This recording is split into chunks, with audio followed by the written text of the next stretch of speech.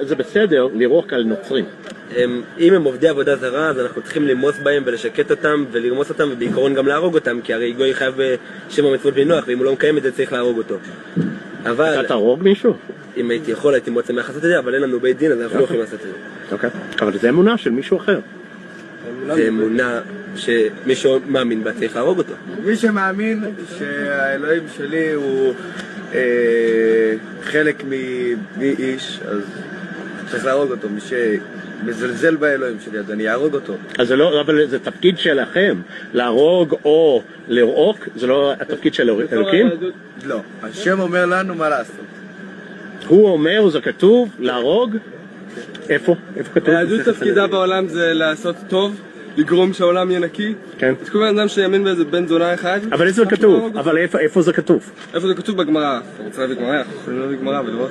אבל הגמרא זה כתוב על ידי אנשים, לא על ידי... על ידי אנשים שהקדוש ברוך הוא שלח חכמים שכתוב בתורה של להקשיב להם.